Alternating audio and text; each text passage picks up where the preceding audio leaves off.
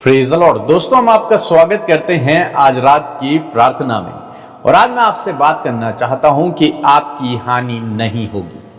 चाहे विरोधी लोग आपके विरोध में कितनी भी बुरी योजनाएं क्यों ना बना ले, आपकी हानि की योजनाएं क्यों ना बना ले, लेकिन यदि आप प्रभु यीशु मसीह पर विश्वास करने वाले लोग हैं तो आपकी हानि नहीं हो सकती। हाँ, वो कुछ आपके साथ में बुरा बर्ताव कर सकते हैं, लेकिन आपकी हानि नहीं होगी। कई बार बहुत सारे विश्वासी भाई बहन डरते हैं कि कहीं लोग उनका बुरा न कर दें, लोग उनके साथ में कुछ गलत न कर दें, लोग उनके लिए उनकी हानि न कर दें।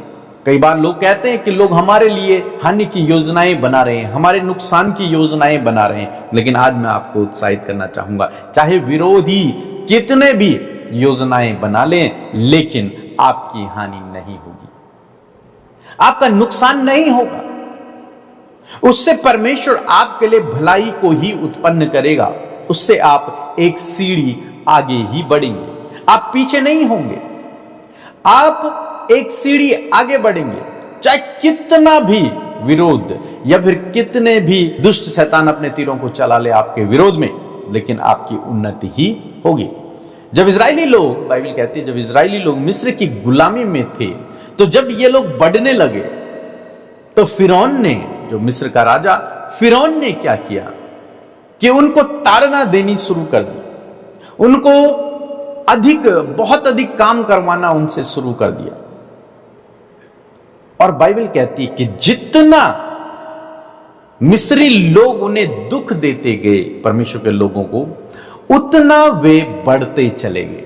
मीन्स जितना अधिक मिस्री लोगों ने उन्हें दुख दिया परमेश्वर के लोगों को, उतना अधिक परमेश्वर के जो लोग थे वो बढ़ते चले गए।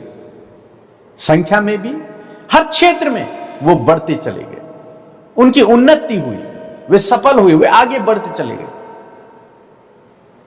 और इस बात से मिस्री लोग बहुत अधिक डर गए, घबरा गए। और जितना अधिक वो दुख देते, उतना वे बढ़ते चले जाते। क्यों? क्योंकि परमेश्वर इनके संग में, ये परमेश्वर के लोग हैं, परमेश्वर के चुने हुए लोग हैं। और परमेश्वर ने उनसे वादा किया है कि मैं तुम्हें आशीष दूंगा, तो उसका वादा पलट नहीं सकता। अब चाहे दुख देने वाले कितना भी दुख दे ले, विरोधी चाहे कितने भी हथियार बना ले, विरोधी चाहे कितने भी प्लान बना ले, लेकिन अंत क्या है?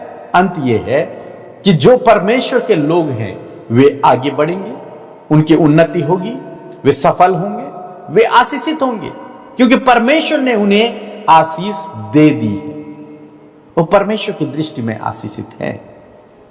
अब चाहे लोग प्लान करें, लोग योजनाएं बनाएं, कुछ भी करें कि इसका नुकसान हो जाए, इसकी हानि हो जाए, ये आगे ना बढ़े, कुछ भी व्यक्ति कर ले, लेकिन जिसका भरोसा प्रभु पर है, उसे किसी विरोधी से डरने की जरूरत नहीं है।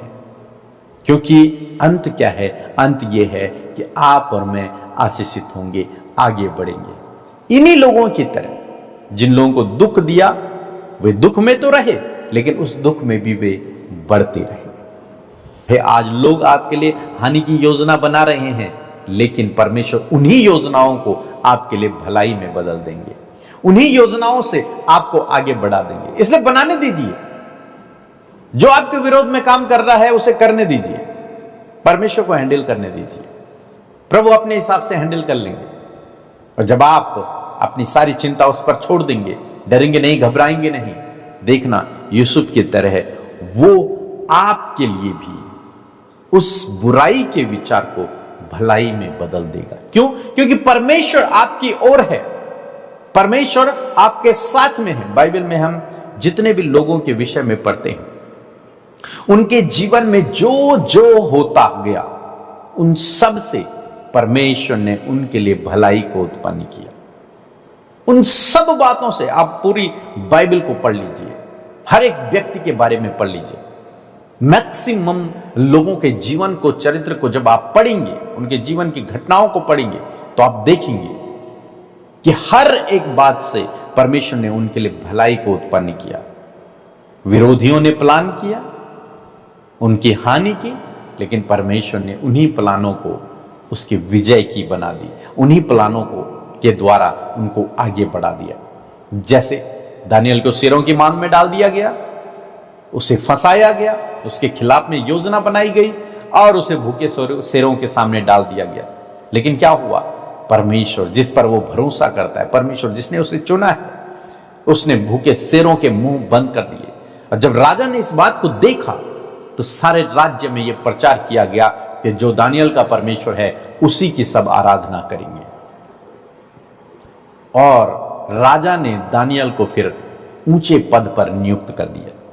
तो दानियल के लिए तो भलाई उत्पन्न हो गई। विरोधियों ने सोचा दानियल का किस्सा खत्म, उसकी लाइफ खत्म, लेकिन ऐसा नहीं हुआ, क्योंकि परमेश्वर बीच में एक और है। परमेश्वर इधर विरोधी है, इधर आप और मैं है, बीच में एक और है, वो परमेश्वर है, वो हमारी ओर है, वो हमारा प्रभु यीशु मसीह है। इसीलिए भजनकार कहता है, भजन संहिता 27 और उसका 1 पद पढ़ेंगे तो यहां पे लिखा है, यहोवा परमेश्वर मेरी ज्योति और मेरा उद्धार है, मैं किससे डरूं? यहोवा मेरे जीवन का दृढ़ गढ़ ठहरा है, मैं किसका भय खाऊं? बीच में परमेश्वर है। वो कह रहा है कि वही मेरी ज्योति है, वही मेरा उद्धार है, वही मुझे छुड़ाने वाला है, वही मुझे बचाने वाला है, तो मैं किससे डरूं? उन विरोधियों से जो योजना बना रहे हैं, उन विरोधियों से जो सेना लेकर आ रहे हैं, उन विरोधियों से जो बहुत पावरफुल नजर आ रहे हैं, किससे डरूं? बीच में परमेश्वर खड़ा है, मेरी ढाल बनकर, वो मेरा दृढ़ गढ़ है, वो मेरी चट्टान है, तो मैं किसका भय खाऊं? किसी का भय खाने की जरूरत नहीं है, किसी से डरने की जरूरत नहीं है। जब आगे लाल समुद्र था, पीछे फिरौन की सेना थी और बीच में इजरायली लोग थे, लेकिन इजरायली लोग और मिस्री लोगों के बीच में भी परमेश्वर था, आग का खंभा बनकर और बादल का खंभा बनकर, उनको बचाने के लिए, उनको प्रोटेक्ट करने के लिए, ताकि उनकी हानि ना हो। विरोधी फिरौन की सेना, फिरौन उन्हें पकड़ने का प्लान कर रहे हैं कि हम इन्हें पकड़ लें, लेकिन बीच में आग का खंभा, बादल का खंभा बनकर परमेश्वर उनके साथ में चलने लगा। और क्या हुआ? वो विरोधी उन्हें देख भी नहीं पाए, छू भी नहीं पाए, और जो योजना उन्होंने बनाई थी वो उनकी योजना तो वहीं समाप्त हो गई उनके साथ में, लेकिन जो इजरायली लोग थे उनके लिए भलाई उत्पन्न हो गई। तो आज सामने मैं आपको उत्साहित करना चाहूंगा, चाहे लोग आपके विरोध में प्लान करें, आपकी हानि की योजनाएं बनाएं, चाहे दुष्ट शैतान आपकी हानि की योजनाएं बनाएं, चाहे आपके अपने ही आपकी हानि की योजनाएं बनाएं, आपके नुकसान की योजनाएं बनाएं, आपको गिराने की कोशिश करें, आपके विरोध में काम करें, आपको डरना नहीं, आपको घबराना नहीं। इस बात को जानते हुए कि मेरे और विरोधी के बीच में मेरा परमेश्वर है, और वो मेरा दृढ़ है, वो मेरी चट्टान है, वो मेरी ढाल है, वो मेरा उद्धार है, मुझे बचाने वाला।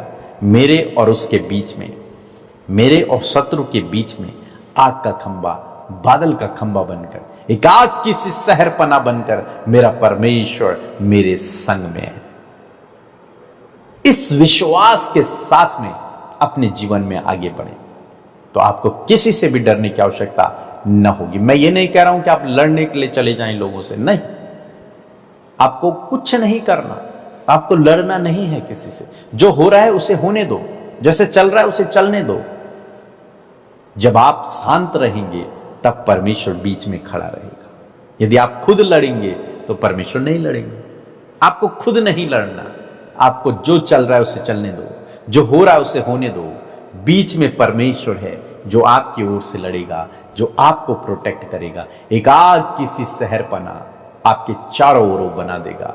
वो आपका उद्धार है, वो आपकी ढाल है, वो आपका किला है, वो आपका दृढ़ गढ़ है। इसलिए आप बिल्कुल भी डरे नहीं। परमेश्वर आपके लिए हर एक हानि की योजना को भलाई में बदल देंगे। सो प्रभु आपको इस वचन के द्वारा बहुतायत से आशीष दे।